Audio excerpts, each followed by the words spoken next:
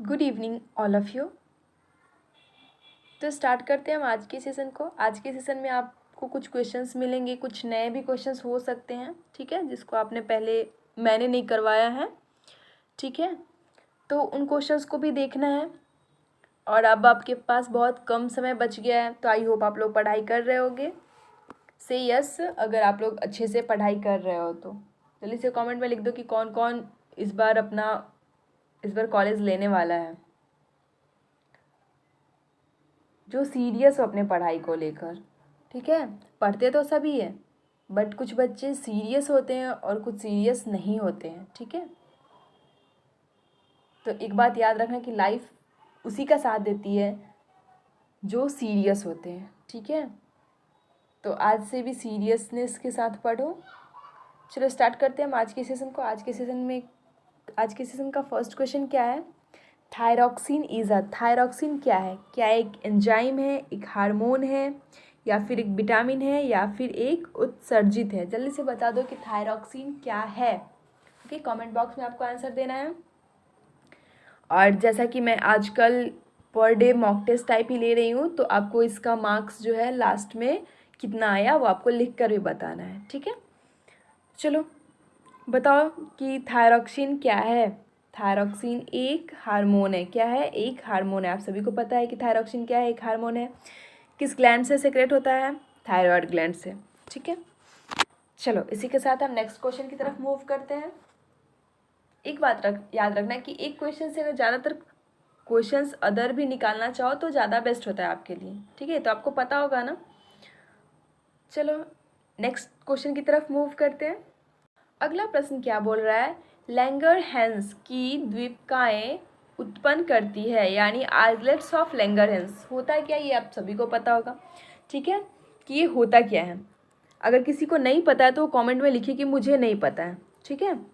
Then मैं next video में मैं बताऊंगी कि आइलैंड ऑफ लैंगरहैंस होता क्या है। बट आई होप आप सभी को पता हो, क्योंकि आपके सिलेबस से है तो आप सभी को पता होगा, ठीक है। तो ये उत्पन्न कहाँ होता है? ये क्या प्रोड्यूस करती है? क्या इंसुलिन प्रोड्यूस करती है, रेनिन करती है, या फिर टायरलिन करती है, या फिर नमक का तेजाब करती है, यानी HCl करती है, हाइड्रोक्लोरिक एसिड, ठीक है। जल्दी से बता दो कि क्या प्रोड्यूस करती है, क्या उत्पन्न करती है लैंगरहैंस?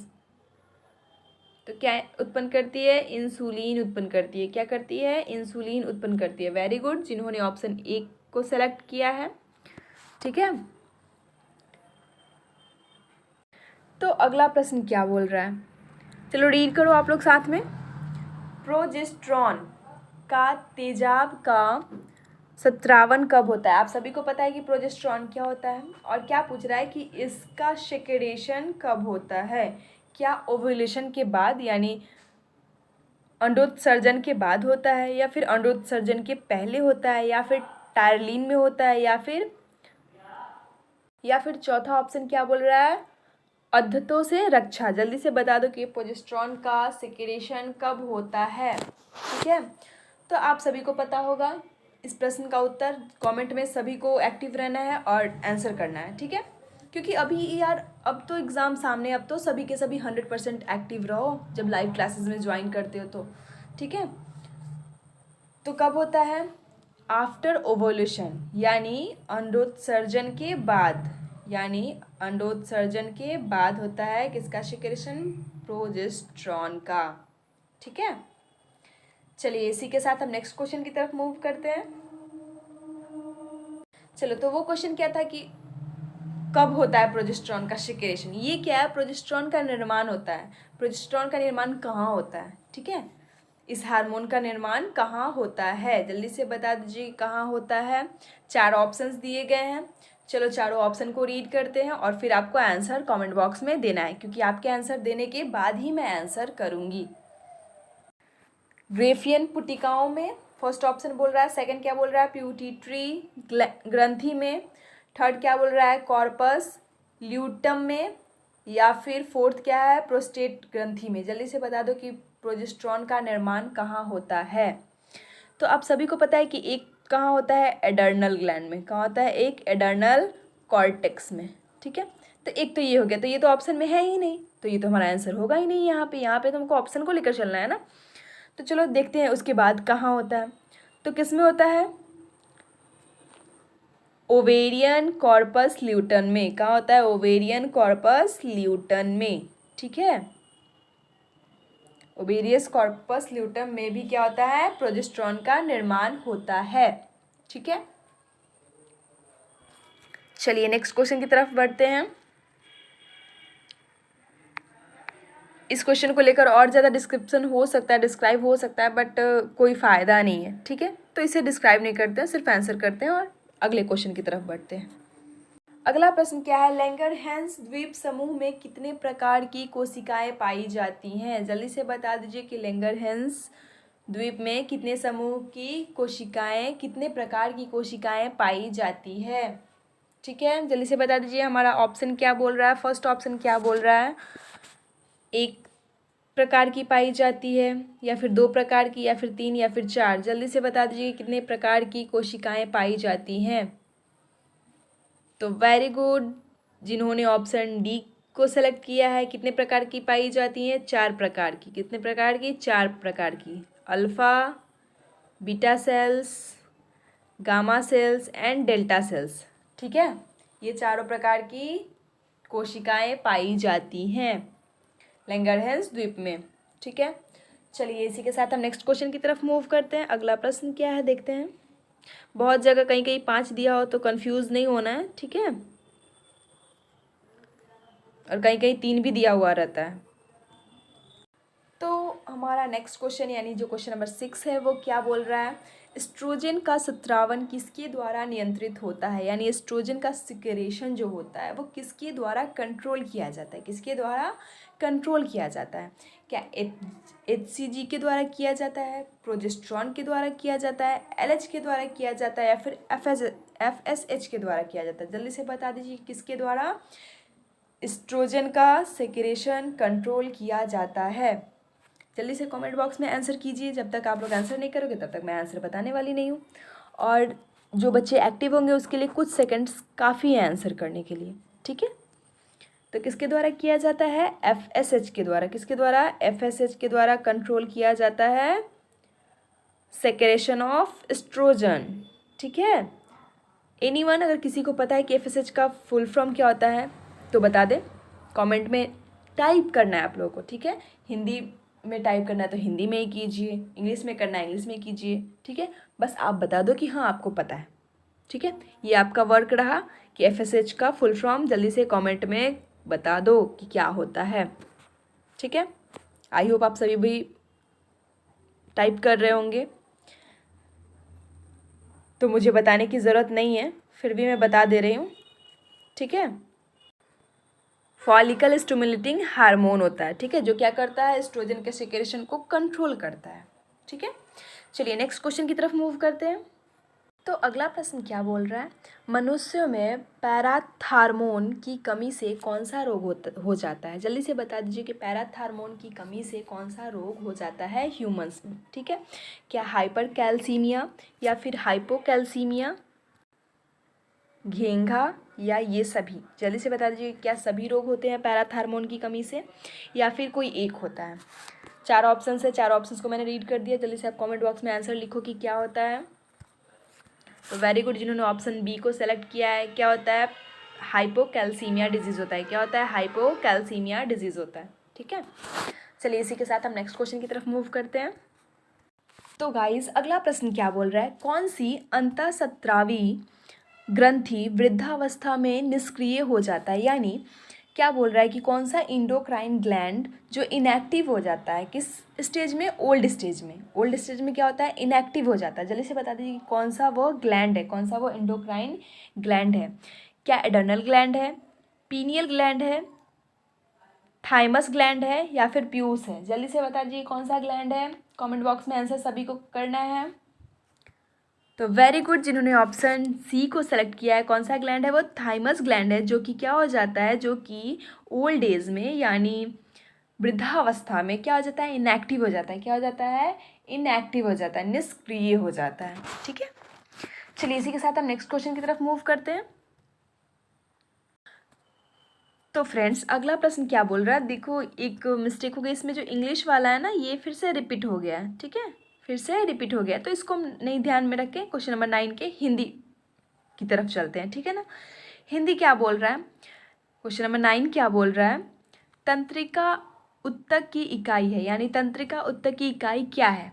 क्या तंत्रिका तंतु है यानी नर्व फाइबर है, या फिर तंत्रिका कोशिकाएं हैं यानी न्यूरॉन्स है, या फिर पेशियां यानी मसल्स है, या फिर न्यूरोगिलिया है। जल्दी से बता दीजिए क्या है, तंत्रिका उत्तक की इकाई क्या है। तो आप सभी को पता है कि क्या है, न्यूरॉन्स है। क्या है, न्यूरॉन्स है, ठीक है। तंत्रिका उत्तक की इकाई क्या है, न्यूरॉन्स है, ठीक है। आई होप आप लोगों को समझ में आ गया होगा। तो हम अगले प्रश्न की तरफ बढ़ते हैं। तो फ्रेंड्स अगला क्वेश्चन बड़ा ही अटपटा लगेगा, ठीक है, अटपटा है बट फिर भी हमें सॉल्व करना है। चलो, क्या बोल रहा है, रैनवियर की गांठ, ठीक है, यानी नोड देखी जा सकती है। कहाँ देखी जा सकती है, नोड ऑफ रैनवियर। बता दीजिए कि कहाँ देखी जा सकती है रैनवियर की गांठ।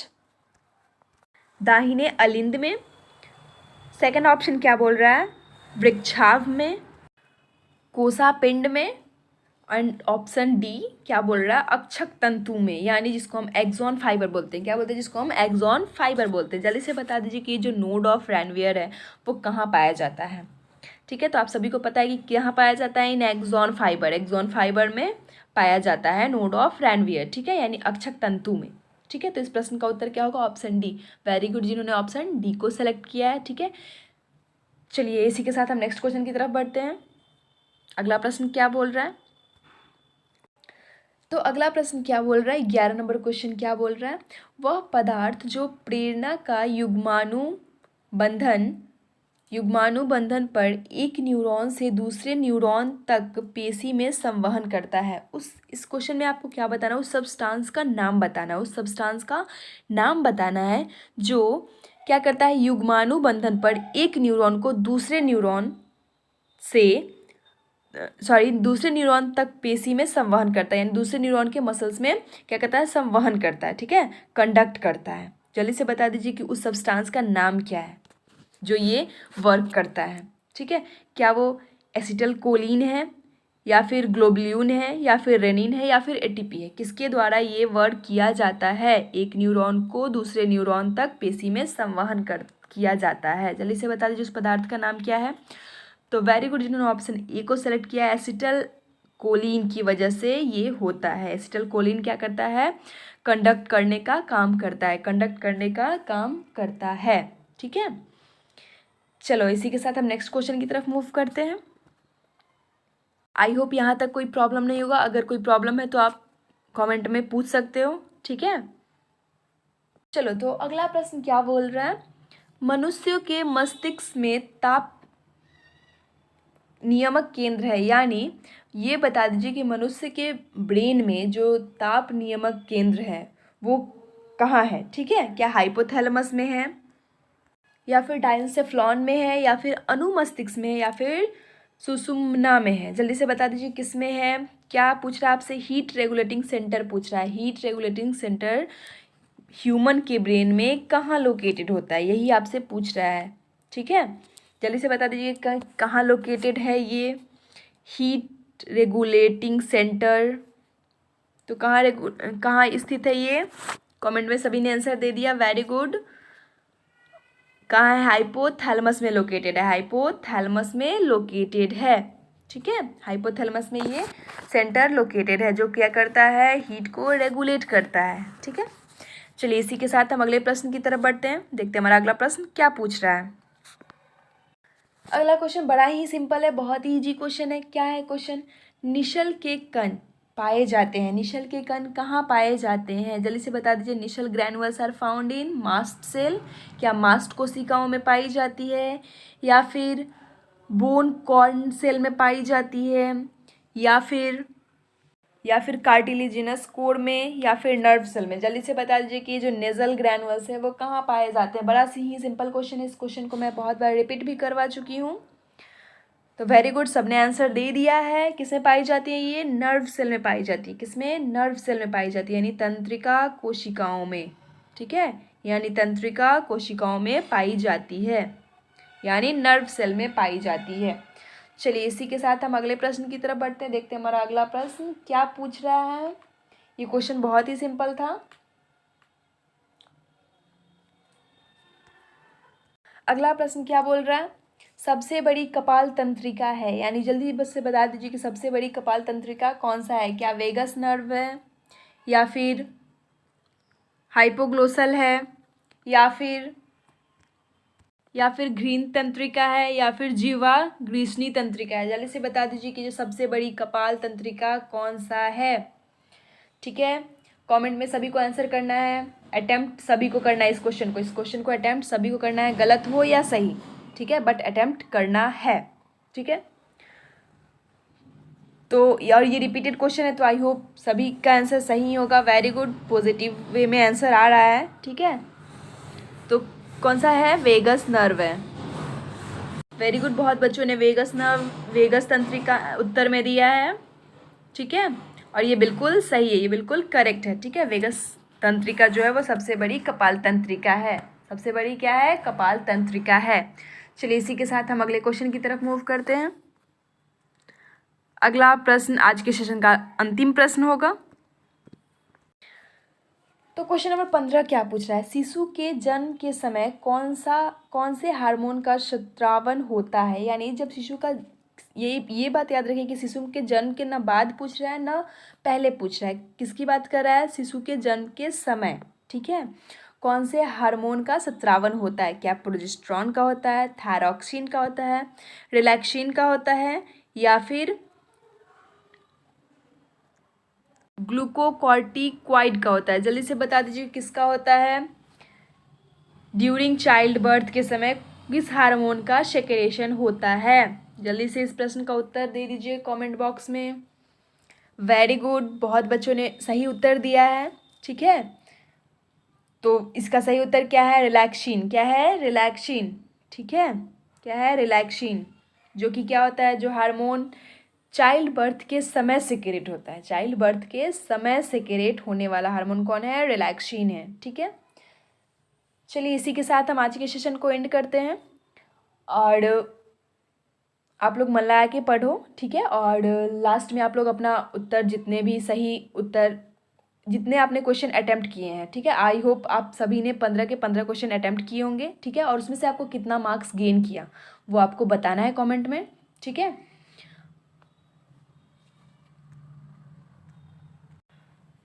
And again thank you all of you, and हाँ, take care all of you, because आपका पेपर सामने है, तो कोई अपना स्वास्थ्य खराब मत करना। आई मीन बारिश में नहीं भीगना। ठीक है, आजकल मौसम थोड़ा और चल रहा है, so take care all of you. Okay.